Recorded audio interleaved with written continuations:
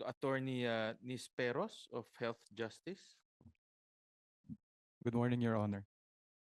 Mr. Chair, thank you for inviting Health Justice. Health Justice has been at the forefront of tobacco control policy advocacy for the past 14 years, and I'd like to read our position statement. Health Justice lauds any move by the Senate to combat illicit trade of tobacco products to safeguard the health of Filipinos. We strongly back any proposal to increase taxes of tobacco and electronic smoking devices for a track and trace system, sales ban of tobacco products in digital platforms, and of course, exclusion of tobacco products from the de minimis rule in our present laws, as this will help limit the proliferation of illicit tobacco products in the country. Furthermore, Health Justice is strongly opposed any move by the tobacco industry to make the quest to combat illicit trade as a platform to reduce tobacco taxes. Research has consistently demonstrated that tobacco taxes are most effective when regularly adjusted to account for inflation and rising incomes. Without regular increases, the real price of tobacco products declines, making them more accessible to the population, particularly to our youth and our low-income groups. The affordability of tobacco is directly linked to increased consumption, which reverses our hard-won reductions in smoking prevalence as shown by the research of FNRI. This also applies to vape products.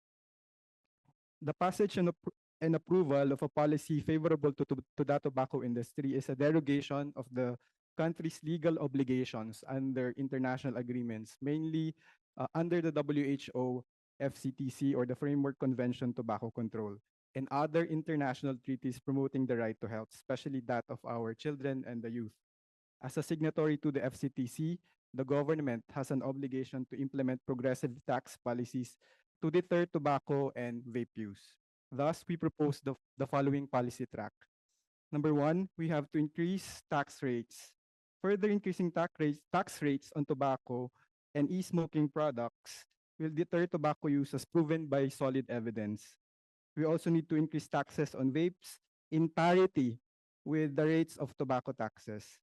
We have to ensure that revenues from tobacco taxes are transparently and effectively allocated to public health programs, including smoking cessation services, healthcare infrastructure, and health promotion. Second, we have to reject any move to reduce tobacco tax rates. Policymakers must commit to regular inflation-adjusted increases in tobacco taxes and vape taxes, and to ensure their continued effectiveness as a deterrent to tobacco and vape use. Number three, we have to invest in public awareness initiatives. We have to develop and implement comprehensive public awareness campaigns to educate citizens about the dangers of tobacco use and vape use and the benefits of taxation as a deterrent.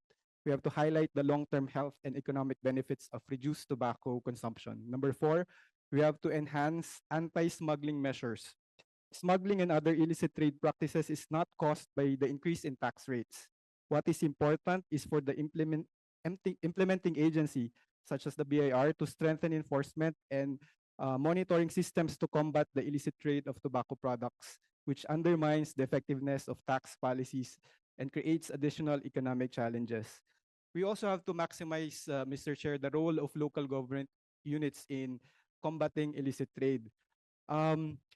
For our practice in coordinating with subnational governments, we have partners, Mr. Chair, who say that it's hard for them to, for example, combat illicit trade in terms of vapes or in terms of tobacco products because the law, the present structure of the law, for example, of 9211 and RA 11900, that limits their responsibilities or authorities in their jurisdictions. For example, in RA 11900, the regulation of e-cigarette products, electronic smoking products, is concentrated with the DTI, limiting the explicit roles of other government agencies like the DALG, the PNP, the local government units, DepEd, and the DSWD, and other government agencies who could help in this fight. We should adopt a whole of government approach in this problem of illicit trade and the proliferation of vape products.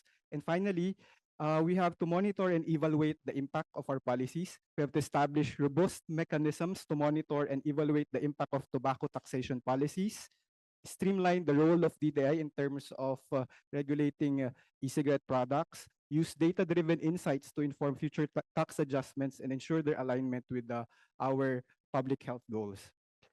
The main purpose of our obligation to address illicit trade is to significantly reduce tobacco consumption and its associated health and social costs. Combating illicit trade is fundamentally about protecting public health rather than enabling the tobacco industry or the vape industry to expand its market or profit under the guise of regulatory compliance.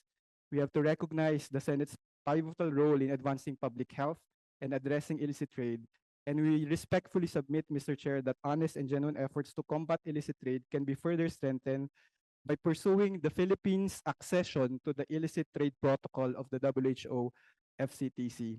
This approach aligns with global best practices and underscores that efforts against illicit trade must be centered on reducing the harms of tobacco use rather than inadvertently supporting the tobacco and vape industry.